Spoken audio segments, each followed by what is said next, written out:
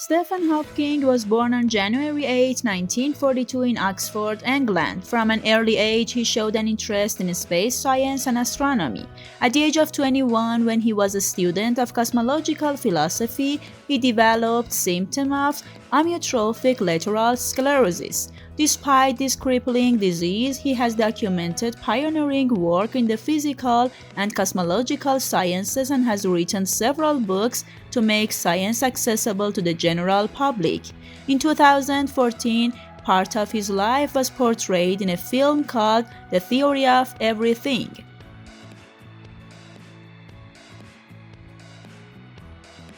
Stephen Hawking died on March 14, 2018 at the age of 76 at his home in Cambridge. Suffering from the rare disease ALS, unlike most patients, he has struggled with the disease for years and delayed his death. He once said of death, "I'm never afraid of it, but I'm not in a hurry for that either. I still have a lot of work to do." The Hawking family, as their close friends described them, were strange gangs. Dinner was usually served in silence because each member of the family was eagerly reading a book.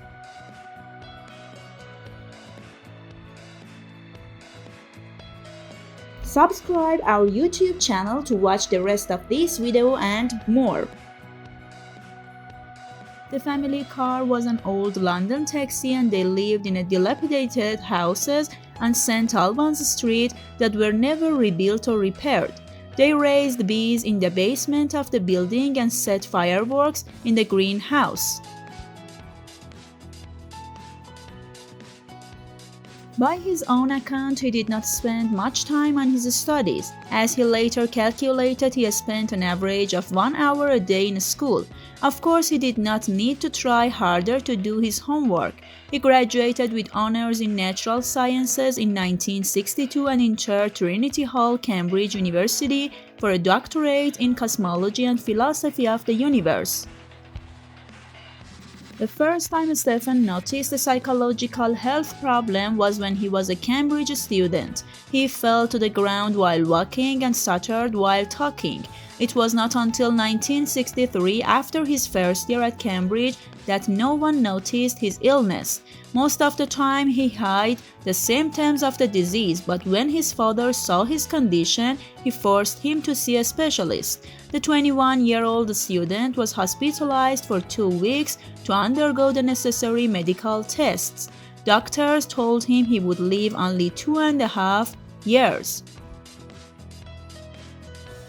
But the most important change in his life was that he fell in love. At a New Year's party just before his illness was diagnosed, Stephen met Jane Weld, a young girl, an undergraduate student of language. They married in 1965. Stephen Hawking's illness somehow helped him become the scientist we see today. Before being diagnosed, Hawking seldom focused on his studies. "I was bored with life before I got sick," he said. "It seemed to me that nothing was worth the effort." After realizing that he might not even survive until he received his doctorate, he devoted his entire life to his studies and research. The findings of another young researcher, Roger Penrose, about the final fate of stars and their transformation into massive black pits caught Stephen's eyes and fascinated him with how the universe was created. He began his career with this subject and changed the world's view of black holes and the beginning of creation. While he was losing physical control over his limbs due to illness that he was forced to use a wheelchair in 1962, the progression of the disease suddenly slowed. In 1968, a year after the birth of his son Robert, he became a member of the Cambridge University Astronomical Institute.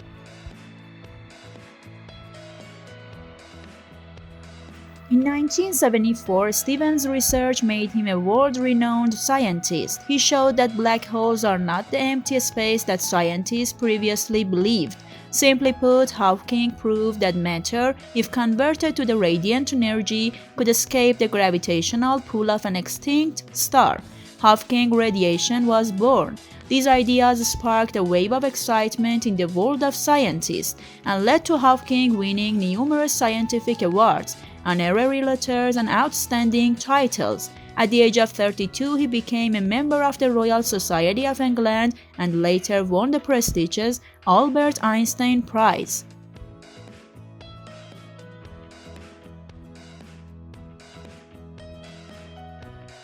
Although Stephen Hawking was scientifically advancing, his physical condition was gradually deteriorating. In the mid-1980s, Hawking family hired a graduate student to assist him with research, chorus, and other daily routines. He could still eat on his own and get out of bed, but he needed help with almost anything else. In addition, his speeches were constantly disrupted, and only those who knew him well could understand what he meant. In 1985, he lost his voice forever. The result was that our physicist now needed 24-hour nursing.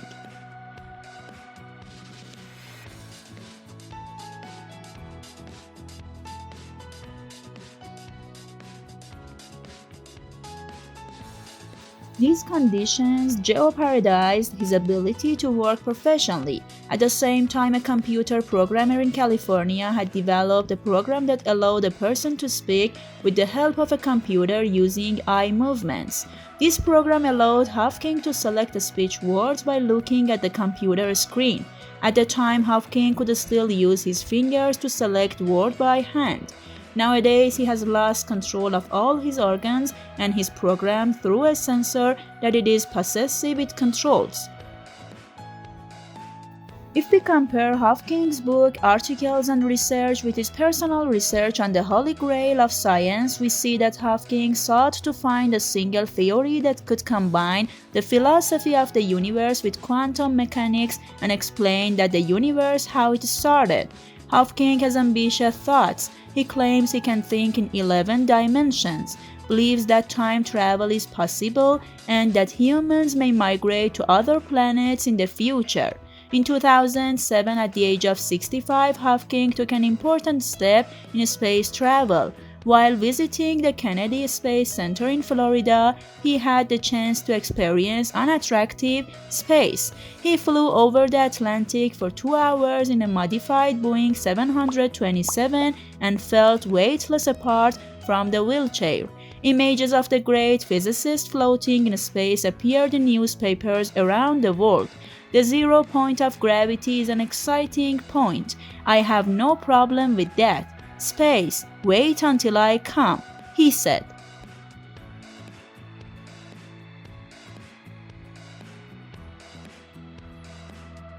If there was such a thing as a superstar scientist, Hawking was undoubtedly its symbol. He is always present in popular culture, for example, attending Simpsons or Star Trek parties, collaborating with Jim Carrey on his comedy film, and even voicing a Pink Floyd song. In 1992, Oscar-winning documentary filmmaker Orwell Morris made a documentary called A Brief History of Time about the life of Stephen Hawking.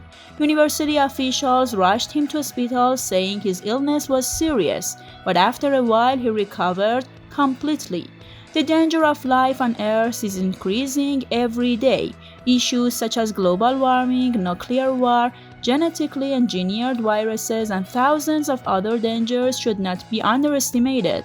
I think the human race will not continue if it is not possible to travel in space.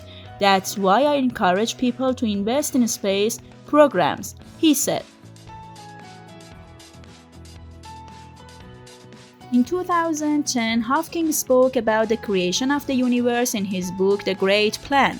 In his latest book, he concluded that the creation of the universe occurred only with a Big Bang, and that the laws of physics were inevitable. Since the law of gravity is undeniable, the universe could have created itself out of nothing. He said The Great Plan was his greatest work in a decade. 2012, Hawking made headlines with new projects. He posted pictures of himself using a new device called an iBrain that connects to a headset. The device is designed to read the user's thoughts using waves of electrical signals in his brain and then interpret them by a special algorithm. This device can be a revolutionary aid to Hawking and other patients with ALS. However, he left the end of his theory called the event horizon for further research.